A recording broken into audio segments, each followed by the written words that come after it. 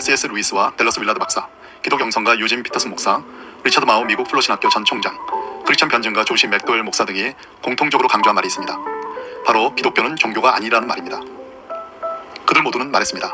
기독교는 종교도 라이프스타일도 신념도 아니다. 그 이상의 어떤 것이다. 디트리 보네퍼를 아십니까?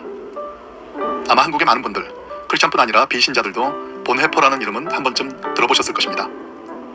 보네퍼는 1945년 4월 9일 교수형에 처해져 39세의 삶을 마감한 독일의 신학자이자 목사입니다. 히틀러의 나치에 대항해 크리스천으로서 지식인으로서 끝까지 목소리를 높이다 짧은 생애를 마쳤습니다. 이 보네퍼 목사가 평생 강조했던 말이 바로 기독교는 종교가 아니다는 것입니다. 그는 행동하는 신학자로서 수없이 많은 귀한 말을 남겼습니다. 히틀러 암살단에 참여하면서 했던 악을 보고도 침묵하는 것은 그 자체가 악이다. 미치광이에게 운전대를 맡길 수 없다. 차에 올라 그 미치광이 운전사를 끌어내려야 한다. 그리고 교수형에 처해지기 직전 했던 이것이 마지막이다. 그러나 나에게 있어서 새로운 삶의 시작이다 라는 말 등은 지금까지 많은 사람들에게 회자되고 있습니다.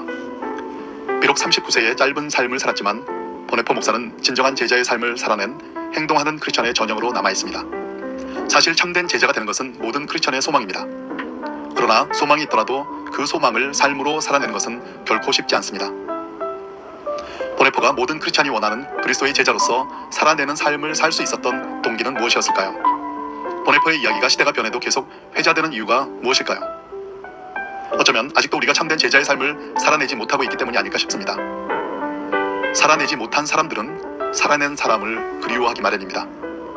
보네퍼가 행동하는 그리스도인의 전형이 된 것은 바로 일찍부터 기독교는 종교가 아님을 알았고 체험했기 때문이었습니다.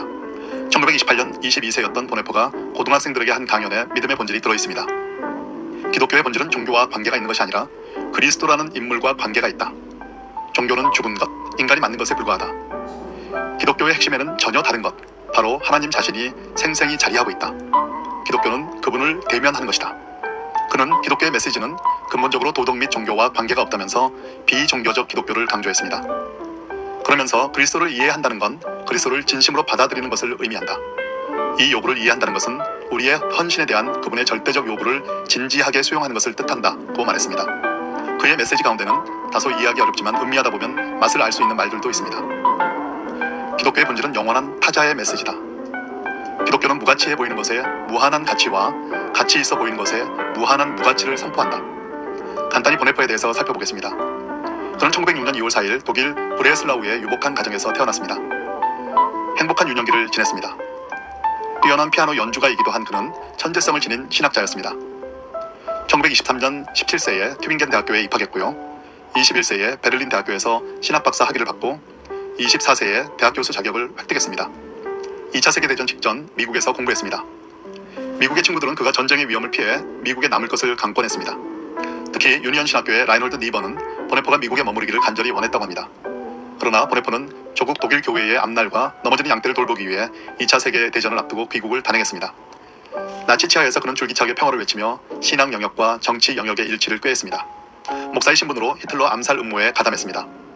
1943년 체포된 그는 1945년 4월 9일 새벽 39세를 일기로 형장의 이슬로 사라졌습니다. 도대체 이 39세의 짧은 삶을 산 한 인간이 어떻게 지금의 하이테크 시대, 인공지능의 시대까지 영향을 줄 수 있었을까요? 바로 그가 기독교는 종교가 아닌 하나님과의 만남이라는 사실을 알았기 때문입니다. 그래서 그는 그리스도를 알고 부활의 능력을 믿는 믿음 가운데 그리스도의 고난에 동참하며 그리스도처럼 죽을 수 있었습니다. 보네퍼에게는 하나님의 관점에서 현실을 살아내는 것이 무엇보다 중요했습니다. 그에게 하나님을 떠난 현실, 하나님으로부터 벗어난 선은 결코 존재하지 않았습니다. 그리스도인은 선하게 되려면 어떻게 해야 하는가? 라는 질문이 아니라 무엇이 하나님의 뜻인가? 라는 완전히 다른 질문을 던져야 한다는 것이 그의 지론이었습니다. 보네퍼는 유복한 가정에서 누구보다도 행복한 유년기를 보냈습니다. 그는 평화롭게 피아노를 치고 신학적 담론을 즐기며 이 땅을 살다 행복한 노년을 보내며 편안한 임종을 맞이할 수도 있었을 것입니다. 그러나 그는 진리를 알아버렸습니다. 잠시 가는 이 땅에서 가장 소중한 것은 바로 나를 따르라는 그분의 부르심에 순종하는 것이라는 사실을 알아버린 것이죠. 그는 생전에 예수님은 십자가에서 세 가지를 하나님께 위탁했다면서 나도 정말 그러고 싶다고 말했습니다. 그 세 가지는 생명과 업적, 명예였습니다. 오랜 신학적 성찰 끝에 그는 결론적으로 말합니다. 믿는 자만이 순종하고 순종하는 자만이 믿을 수 있다. 우리는 지금 시대에 왜 보네퍼인가? 라는 질문을 던져야 할 것입니다. 과연 이 시대에 누가 필요합니까? 신앙과 삶, 목회와 신학의 균형을 잃지 않는 사람, 생명과 업적과 명예를 내놓을 수 있는 사역자, 주의 말씀을 급진적으로 믿고 순종하는 그리스도인들이 아닐까요?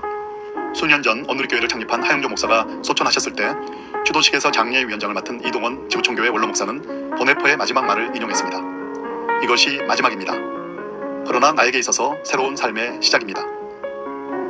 보네포도, 그가 끌어내리려고 했던 히틀러도, 하영조 목사도, 그리고 무수한 사람들도 이 땅을 떠났습니다.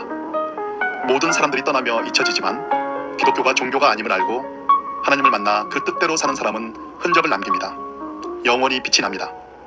기독교는 종교가 아니다라는 사실을 알고 생명과 업적, 명예를 하나님께 위탁한 보네포 목사를 통해 참된 제자의 삶이란 무엇인지를 생각해 봤습니다.